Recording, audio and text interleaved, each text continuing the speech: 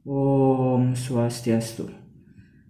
Kami dari kelompok 7 dari kelas 2B Pendidikan Matematika akan membahas mengenai integral Riemann dan Stieltjes, di mana anggota kelompok 7 sendiri yang pertama ada Niputu Depani Paradiasiwi, kemudian ada saya sendiri Putu Andayana, kemudian ada Nurul Septia Puspitasari. Adapun pokok pembahasan yang akan kami bahas, yang pertama definisi integral Riemann, yang kedua ada definisi integral Riemann-Stieltjes, kemudian ada sifat-sifat integral Riemann-Stieltjes.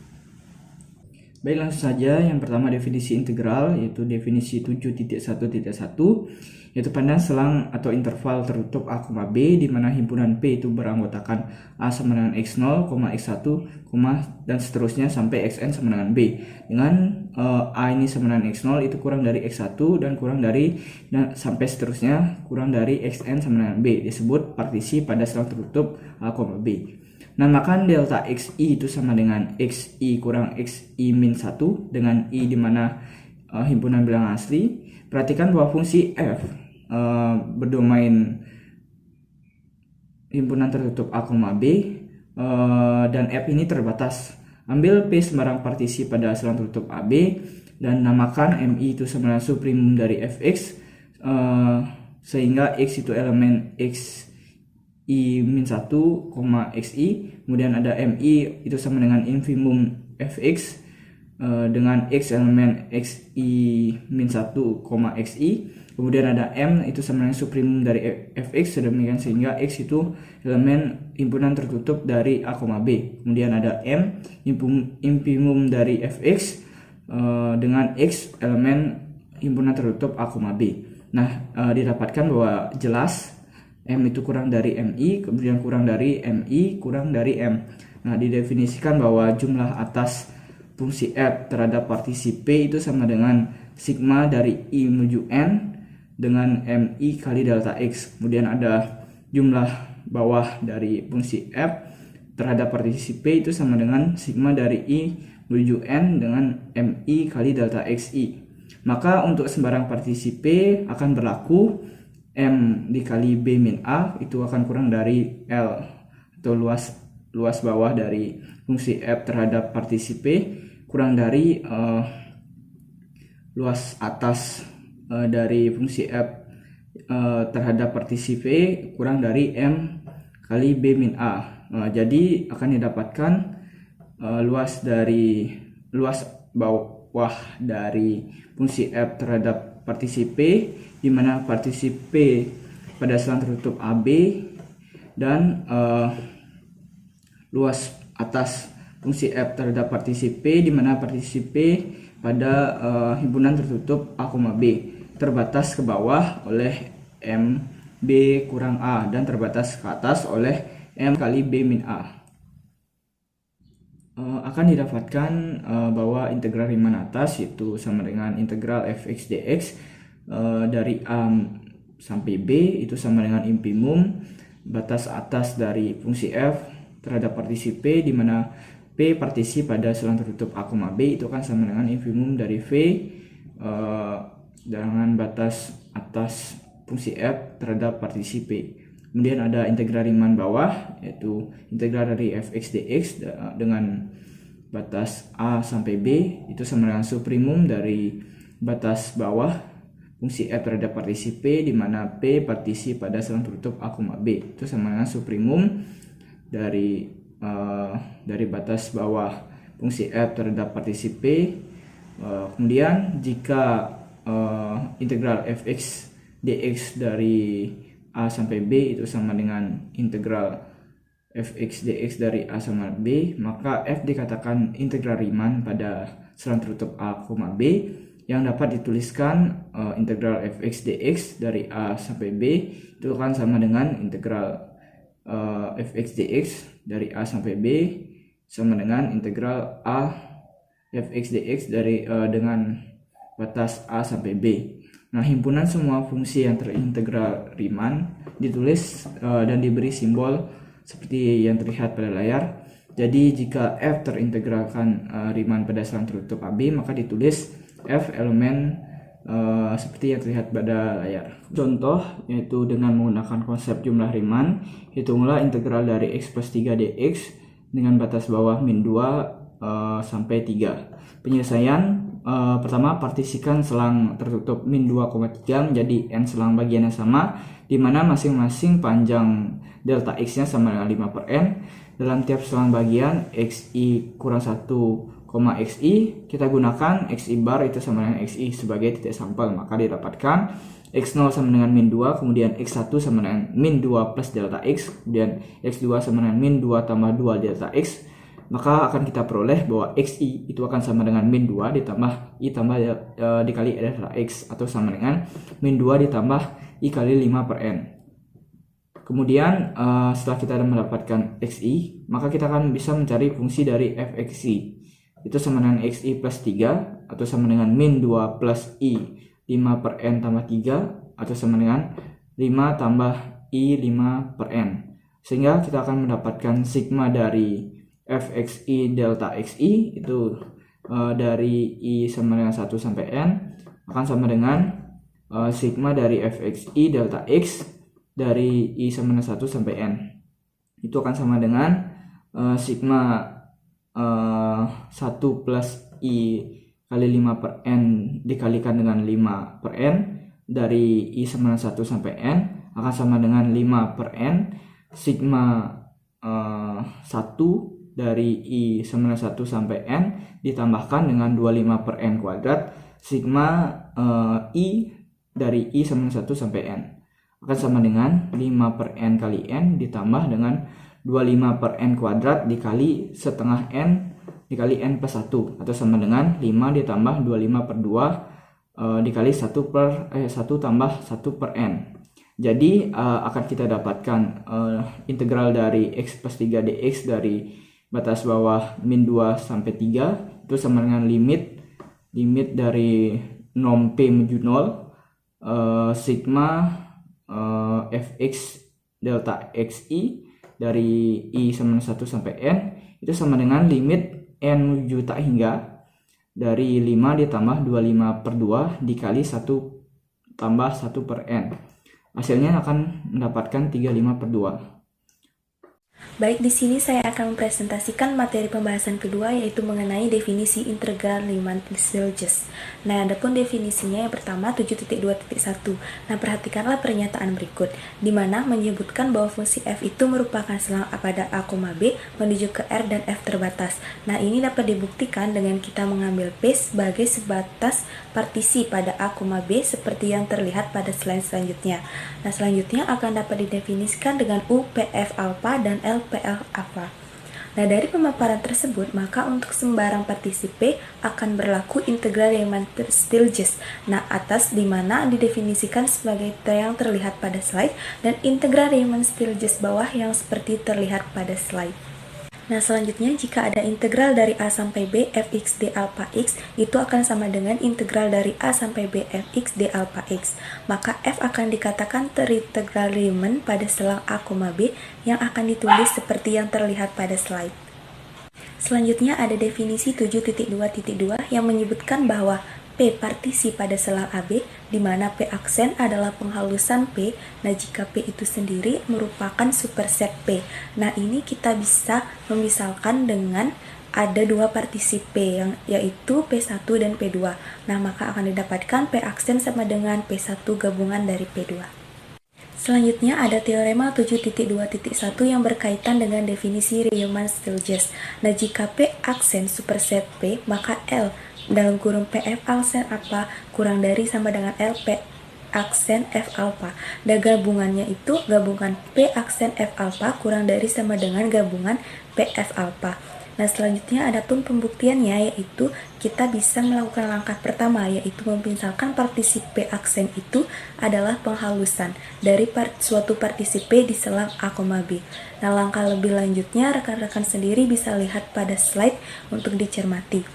Nah, di mana setelah itu kita mendapatkan MI lebih dari sama dengan MI, dan MI pangkat N itu lebih dari sama dengan MI. Nah, maka akan dicari pula L PF alpha.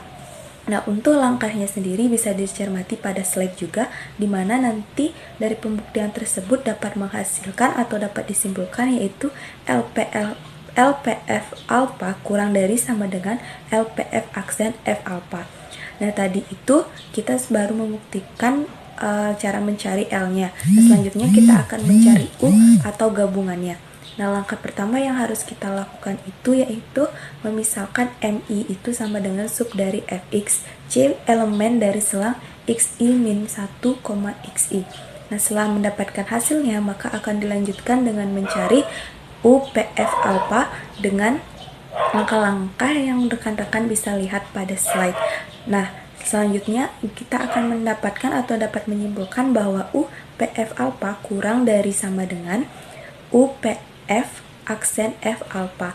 Nah, maka dari kedua pembuktian yang telah kita lakukan tadi, maka teorema 7.2.1 tersebut terbukti.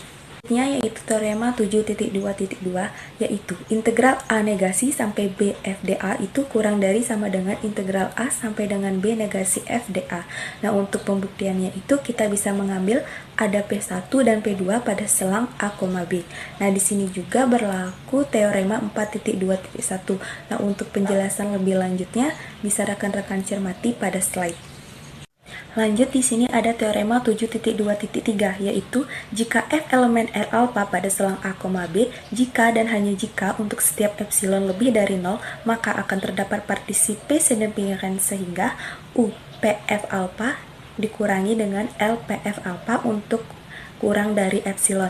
Nah, di sini juga kita akan dapat membuktikannya dengan pembuktian dari kiri dan juga dari kanan. Nah, untuk yang pembuktian dari kiri kita bisa memulai dengan mengambil suatu epsilon lebih dari n sembarang, di mana kita itu akan mendapatkan partisi P pada selang A, B. Nah, hal ini juga akan berlaku L PF alpha itu akan kurang dari sama dengan integral A negasi sampai dengan B FdA kurang dari sama dengan integral A sampai dengan B negasi FdA kurang dari sama dengan gabungan dari PF alpha. Nah, sedangkan untuk pembuktian yang dari kanan itu kita bisa melakukannya dengan mengambil atau memisahkan F yang ada pada elemen R alpha yang terdapat pada selang A, B, dan ambil juga epsilon yang lebih dari 0, di mana kita akan mendapatkan suatu partisi yaitu P1 dan juga partisi P2. Teorema selanjutnya ada teorema 7.2.4 yang terdiri dari 3 bagian. Nah, yang pertama itu jika UPF alpha dikurangi LPF alpha kurang dari epsilon untuk setiap partisi P dan suatu epsilonnya itu lebih dari 0, maka akan terdapat UP aksen F alpha dikurang LP aksen F alpha itu akan kurang dari epsilon untuk setiap P aksen superset P. Nah, untuk pembuktiannya sendiri bisa dilihat pada slide di mana pembuktiannya itu menggunakan teorema 2.2.2.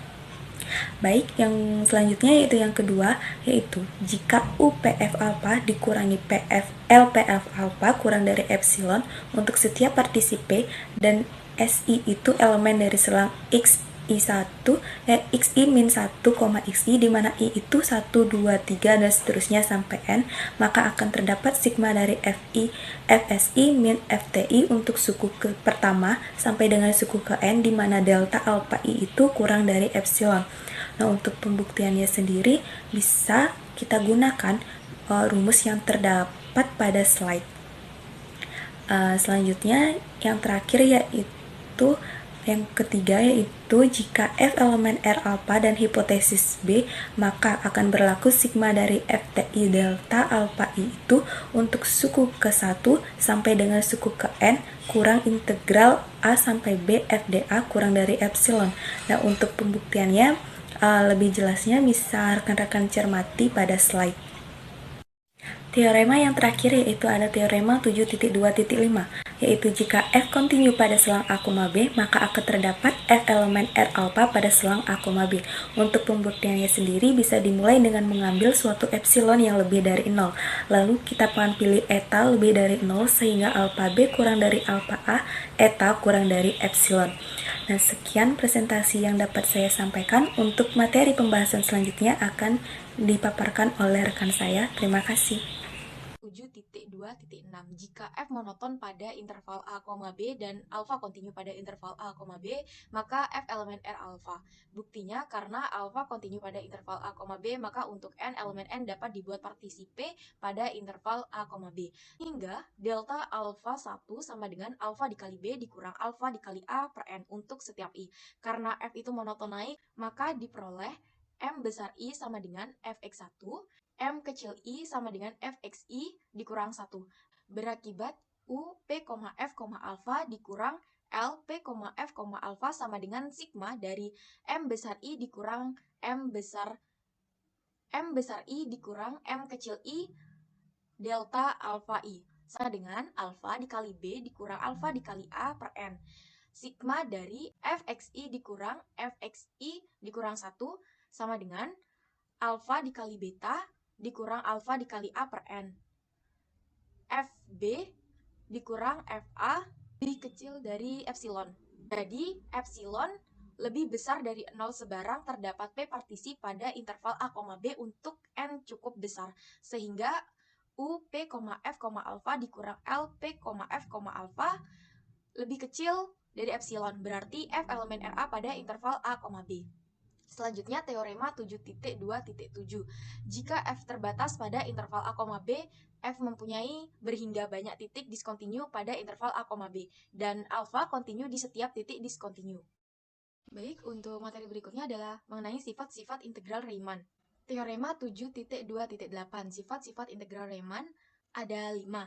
Jika F1 elemen dari R alpha, F2 elemen dari R alpha pada interval A, B, maka F1 ditambah dengan F2 elemen R alpha. Jika F elemen R alpha dan C adalah konstanta, maka jika CF elemen RA dan integral CFD alpha dari A sampai B sama dengan C integral FD alpha dari A sampai B. Yang kedua, jika F1x lebih kecil dari sama dengan F2x pada interval A, B, maka integral FID alpha A dari B lebih kecil sama dengan integral F2D alpha dari A sampai B. Jika F1x lebih kecil dari sama dengan F2x pada interval A, B dan A lebih kecil dari C lebih kecil dari B, maka F elemen R alpha pada interval A, C dan pada interval C, B dan integral FD alpha dari A sampai C ditambah dengan integral F2dA dari C sampai B sama dengan integral FD alpha dari A sampai B.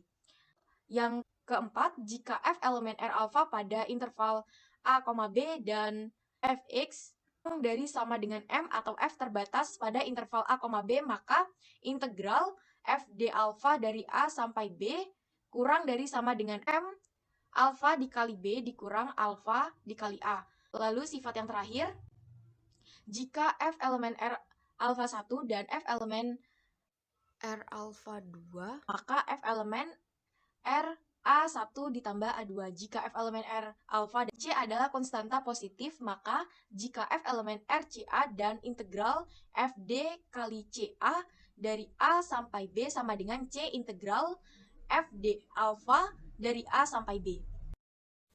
Teorema 7.2.9 yang A, F, G elemen R alpha. Bukti, ambil pi t sama dengan t kuadrat. Jelas, pi itu kontinu pada R. Karena F elemen R alpha pada A, B, maka pi F sama dengan F kuadrat elemen R alpha. Karena G elemen R alpha pada A, B, negatif G elemen R alpha. Karena F, G, negatif G elemen R alpha, maka F ditambah G elemen R. Dan F dikurang G elemen alpha. Berakibat F dikurang G kuadrat sama dengan F kuadrat ditambah 2FG ditambah G kuadrat elemen R alpha. Dan F dikurang G kuadrat sama dengan F kuadrat min 2F kali G dan G kuadrat elemen R alpha. F ditambah G kuadrat dikurang F dikurang G kuadrat sama dengan P FG elemen R alpha. Karena 4 FG elemen R alpha, maka terbukti FG elemen R alpha. Yang B, mutlak F elemen R alpha dan integral FDA dari A sampai B lebih kecil dari integral mutlak FD alpha dari A sampai B. Untuk bukti, ambil Pt sama dengan nilai mutlak T. Jelas P itu kontinu pada R, karena F elemen R alpha, maka Pf sama dengan nilai mutlak F elemen R alpha. Pilih C sama dengan plus 1 atau C sama dengan min 1, sedemikian sehingga C integral Fd alpha dari A sampai B lebih besar dari 0. Maka nilai mutlak integral Fd alpha dari A sampai B sama dengan C integral Fd alpha dari A sampai B sama dengan integral C Fd alpha dari A sampai B kurang dari sama dengan integral nilai mutlak Fd alpha dari A sampai B. Sebab untuk C plus 1 atau C min 1, maka Cf nilai mutlak F jadi nilai mutlak integral Fd alpha dari A sampai B kecil dari sama dengan integral nilai mutlak Fd alpha dari A sampai B. Sekian pemaparan materi dari kelompok kami. Jika terdapat kesalahan, kami mohon maaf. Kami tutup dengan param santi. Om Santi Santi Om. Wassalamualaikum warahmatullahi wabarakatuh. Salam Om Namo Buddhaya. Salam sejahtera untuk kita semua. Salam harmoni.